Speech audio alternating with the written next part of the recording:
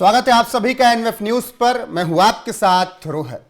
बहुतों ने चाहा कि भारत और रूस के रास्ते अलग हो जाएं और इसके लिए हर एक प्रयास भी किया गया। ये ठीक वैसे ही जब आप किसी के प्यार के लिए किसी तीसरे को बदनाम करके अपना रास्ता साफ करने की कोशिश करते हैं। आप समझ गए होंगे कि नई दिल्ली में पुतिन और मोदी गले मिले, लेकिन एक आशिक थोड़ा और हैं जिन्हें मिर्ची लगी होगी। व्हाइट हाउस में बैठे हैं। बात कर रहा हूं मैं अमेरिका के राष्ट्रपति डोनाल्ड ट्रंप के। डोनाल्ड ट्रंप के पिछले वक्त में कुछ आप ट्वीट देखिए, बयान देखिए, ऐसा लग रहा है कि वो बहुत डिस्परेट हैं कि भारत और रूस अलग हो जाएं। भारत के रिश्ते में से बेहतर हो, रूस से नहीं। हालांकि पुतिन ने भारत आते ही ये साफ कर दिया कि ट्रंप डबल स्टैंडर्ड अपना रहे हैं। चर्चा करेंगे उसी पर, पुतिन के भारत दौरे पर, प्रधानमंत्री नरेंद्र मोदी के साथ उनकी मुलाकात पर और ट्रंप पर क्या बीत रही होगी इस पर। मेरे साथ पूर्व विंग कमांडर पुष्कल द्विवेदी जी हैं। बहुत बहुत स्वागत है सर आपका एनएफ न्यूज पर। सभी को प्रणाम। हर हर महादेव।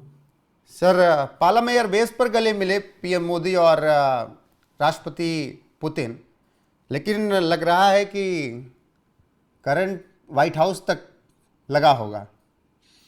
बिल्कुल बिल्कुल, आपने जो शुरू में जो एक रूपक दिया, उदाहरण दिया, बिल्कुल सही दिया, क्योंकि डोनाल्ड ट्रंप की एक्टिविटीज बहुत इमेच्योर हैं। और देखिए, डोनाल्ड ट्रंप ने भी, अभी हम अगर 2024-25 पे नज़र डालें तो हमको पता चलेगा डोनाल्ड ट्रंप ने रूस को मनाने के बहुत उपाय किए। अपने दामाद को भेज दिया रूस बात करने के लिए डिप्लोमेटिक चैनल पे। तो लेकिन रशिया एक बहुत मैच्योर कंट्री है और पुतिन भी एक बहुत मैच्योर लीडर है। और सिमिलरली मोदी जी और भारत दोनों एक मैच्योर लीडरशिप देते हैं, मैच्योर सोच देते हैं। और उस वजह से ट्रंप का जो बचपना था, जिस प्रकार से ट्रंप जो विचार कर रहे थे कि पूरा विश्व सिर्फ ट्रंप को अपना विश्वगुरु मान लेगा, उसको पूरी तरह नकारा जा चुका है।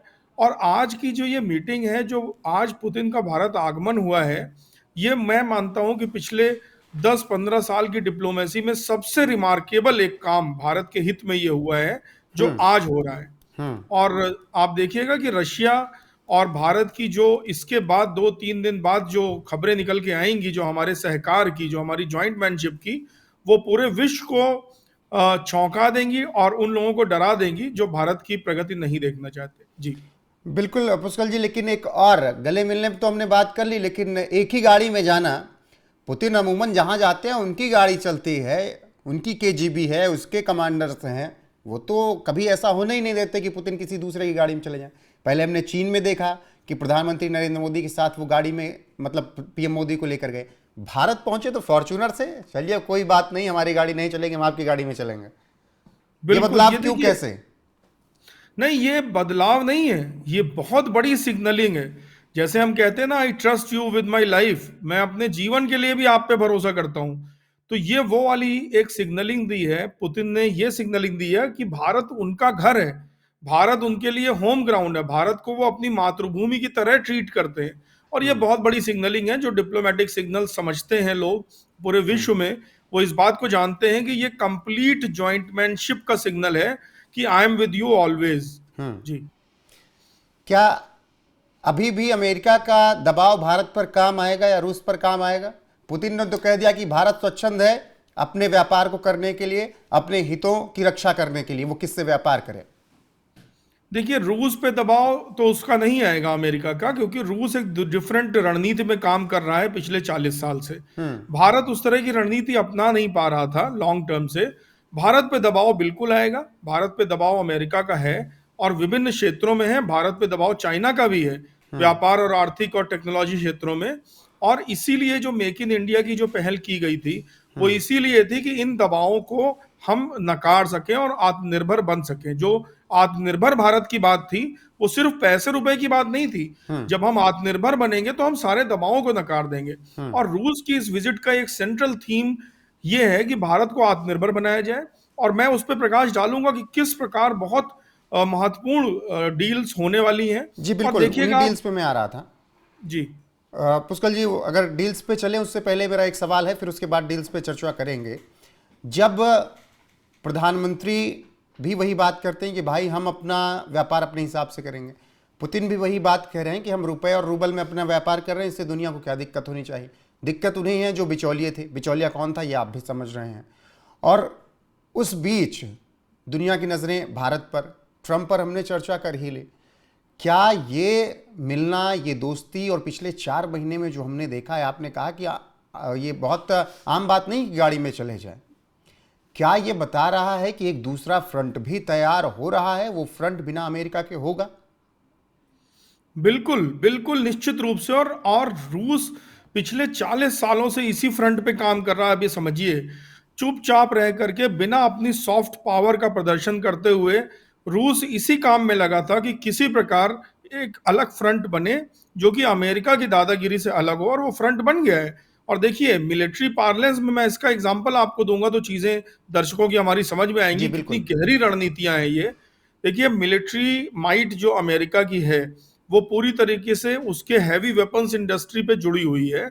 उसके पास बहुत सारे एयरक्राफ्ट का जजीरा है, फाइटर एयरक्राफ्ट बहुत सारे हैं, उसके पास फ्रिगेट्स हैं, उसके पास एयरक्राफ्ट कैरियर हैं नेवी के पास। ये सब उन पे लगी हुई है। लेकिन समय ने ऐसा पलटा खाया कि हमने यूक्रेन की वॉर में भी देखा, हमने अन्य स्किर्मिशेस में देखी, हमने इजराइल द्वारा किए गए अटैक्स में देखा, हमने ऑप सिंदूर में देखा कि अब अनकन्वेंशनल वॉरफेयर के तरीके ज्यादा प्रभावी हो रहे हैं, बजाय इसके कि हम 40-40, 50-50 फाइटर एयरक्राफ्ट उतारें। और अनकन्वेंशनल वॉरफेयर में चाइना, रशिया, इसराइल और इंडिया सिर्फ 4 प्लेयर्स हैं जो सबसे आगे हैं। अब रूस कहाँ महत्व में आता है? देखिए, रूस महत्व में ऐसे आता है कि रूस ने अपनी डिप्लोमेसी बिजनेस से चाइना, टर्की और ईरान तीनों को अपने प्रति काफी कुछ झुका रखा है। यानी कि एक बड़ा सपोर्ट रूस से इन तीनों को मिलता है, और ये तीनों नेचुरल दुश्मन है इंडिया के। तो अगर इंडिया के साथ रूस हाथ मिलाता है और हमारी जो मित्रता फिर से प्रगाढ़ होती है, तो हम चाइना, ईरान, तुर्की, मिडिल ईस्ट के देशों की तरफ से निश्चिंत हो सकते हैं। सेकेंड फेज में इसमें देखिए जो चीज अभी आएंगी निकल के 1-2 दिन में, कि जो एयर स्पेस डिफेंस का जो हम काम कर रहे हैं, यानी जो S-500 है और जो ब्रह्मोस 2 है जो रशिया के साथ मिलकर हम डेवलप कर रहे हैं, जी वो हमको ये कैपेबिलिटी देती है कि हम 200 किलोमीटर की हाइट तक किसी भी मिसाइल को, किसी भी बैलिस्टिक मिसाइल को या किसी भी सैटेलाइट को मार दें। अब अमेरिका की पूरी वॉरफेयर उसकी सैटेलाइट टेक्नोलॉजी पर जुड़ी हुई है। मैं आपको एक राज की बात बताता हूं कि जी। अमेरिका में ये ह्यूमन सेंट्रिक ऑपरेशंस नहीं होते हैं। जैसे भारत की फौजें हैं, आप सारे हथियार हटा भी दो, हाँ। सारी टेक्नोलॉजी हटा भी दो, तो भी हम लड़ना जानते हैं, हम लड़ लेंगे। लेकिन अमेरिका में सैटेलाइट सेंट्रिक ऑपरेशंस होते हैं। S-500 के आने के बाद और ब्रह्मोस 2 के बनने के बाद हम यहां से बैठे बैठे चीन, अमेरिका या किसी भी कंट्री के सैटेलाइट तक को मार के गिरा सकते हैं। तो अब इस समय रूस पूरी तरह घबराया हुआ है, क्योंकि ये चीजें जो भारत को विश्व गुरु, विश्व पावर बना दे रही हैं, वर्ल्ड पावर, रशिया के साथ मिल करके, उससे सबसे ज्यादा भय अमेरिका को ही है। जी बिल्कुल। और उसमें जो डिफेंस डील की चर्चा आपने की, इसके अलावा भी किस तरीके से ये दौरा पुतिन का खास होने जा रहा है डिफेंस डील के साथ साथ? बिल्कुल। देखिए, 7 मिनिस्टर्स को लेकर के आए हैं, और मेरी जानकारी के अनुसार 450 से अधिक सपोर्ट स्टाफ आया है, सपोर्ट के लोग आए हैं, अधिकारी आए हैं।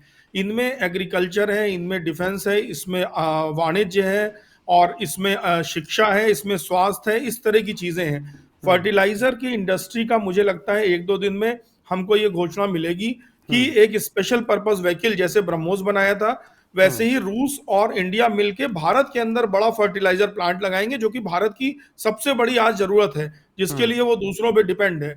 और मुझे लगता है कि राइस से रिलेटेड बहुत बड़े समझौते होंगे, गेहूं से रिलेटेड समझौते होंगे, और सबसे बड़ी चीज जो होगी वो international north south transport corridor, जो कि स्वेज कैनाल की पूरी डिपेंडेंसी को खत्म कर देगा, और अगले 400-500 सालों तक वो एक बहुत बड़ा स्ट्रेटेजिक मूव है। ये जो INSTC जो एक कॉरिडोर है, international north south transport corridor, ये मुंबई से शुरू होकर के रशिया तक जा रहा है, और इसमें भारत, ईरान और रशिया, सिर्फ 3 ही देश इसमें हैं। और इसके लिए अगर हम लोग ओके हो जाते हैं और ये हमारा प्रोजेक्ट थ्रू हो जाता है, तो समझ लीजिए स्वेज कैनाल की पूरी डिपेंडेंसी खत्म हो जाएगी, और भारत, ईरान और रशिया तीनों मिलकर के एक बहुत बड़ा व्यापारिक हब बना देंगे।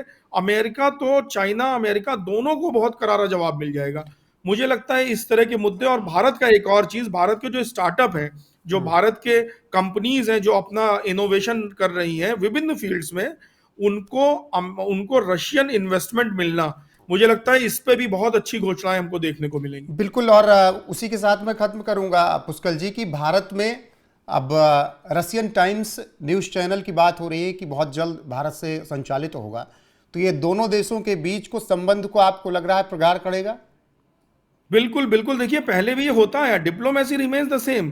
जो रशिया पहले जिस तरह से हमारे यहाँ समाचार पत्र निकालता था, इनफैक्ट तिब्बत देश नाम की एक पत्रिका रशियन मदद से निकलती थी तिब्बत की फ्रीडम के लिए, तो उस तरीके के कार्य होंगे। और सांस्कृतिक, शैक्षिक, हेल्थ और डिफेंस और कृषि, इन सभी क्षेत्रों पे पैरेलली काम होगा। और ये बहुत, भारत के लिए ये बहुत ही रिमार्केबल एक कदम है जो आज उठ रहा है। जी बिल्कुल पुष्कल जी। और ये दौरा बेहद अहम है और ट्रंप के लिए कितनी टेंशन लेकर आएगा, कैसे ट्रंप के हर हथकंडे अब नाकाम होते जा रहे हैं। पुष्कल जी, आपका बहुत बहुत शुक्रिया इन सब बातों को साझा करने के लिए। बाकी दर्शकों की राय क्या है कमेंट सेक्शन में जरूर बताएं। बने रहें हमारे साथ लगातार। नमस्कार।